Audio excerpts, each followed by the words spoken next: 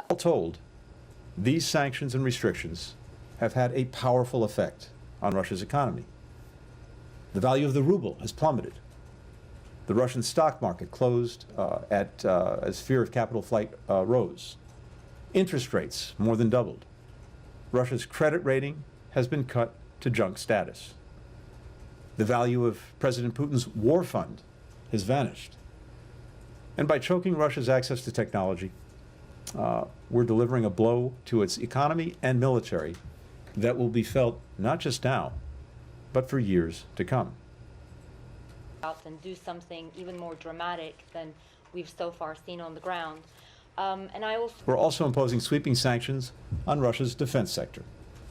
In total, 22 Russian defense-related entities will be designated, including companies that make combat aircraft, infantry fighting vehicles, missiles, unmanned aerial vehicles, electronic warfare systems, the very systems now being used to assault the Ukrainian people, abuse human rights, violate international humanitarian law. Indiscriminate targeting and potentially deliberate target. We're also imposing export controls on Belarus to hold the Lukashenko regime accountable for being a co-belligerent in President Putin's war of choice. We will choke off Belarus's ability to import key technologies. And if Lukashenko's support for the war continues, the consequences for his regime will escalate. Messages that we know many of you want no part of this war. You, like Ukrainians, like Americans, like people everywhere, want the same basic things. Good jobs, clean air and water, the chance to raise your kids in safe neighborhoods, to send them to good schools, to give them better lives than you had.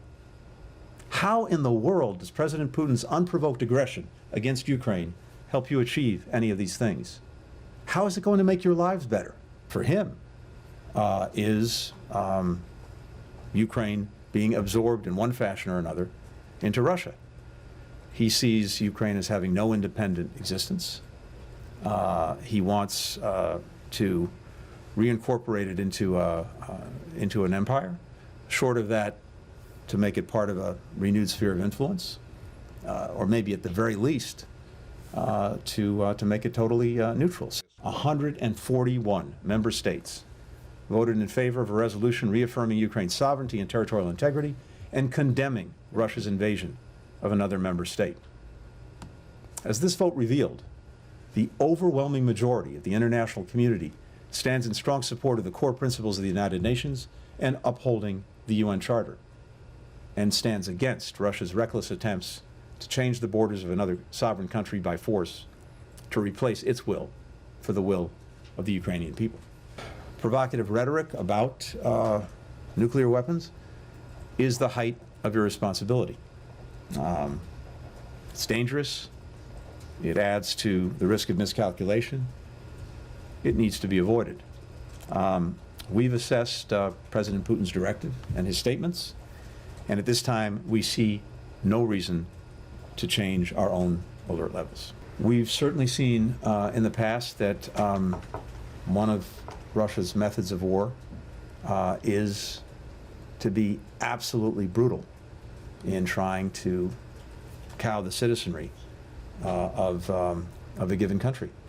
And that includes, at the very least, indiscriminate targeting and potentially deliberate targeting as well. We're looking very closely at what's happening in Ukraine right now, including what's happening to civilians. We're taking account of it, we're documenting it, and we want to ensure, among other things, that there's accountability for it. We're keeping the door open to a diplomatic way forward. That's going to be very hard to happen without military de-escalation. It's much more difficult for diplomacy to succeed when guns are firing, tanks are rolling, planes are flying. Punjab ते पंजाबियत दा परछावा Punjabi साडियां बावां ABP सांझा हुण देखो अपने TV screen ते Tata play channel number 1929 ते ABP सांझा देखण लई अपने केबल ऑपरेटर नु अज ही संपर्क करो। ABP सांझा जोश जज्बा जुनून।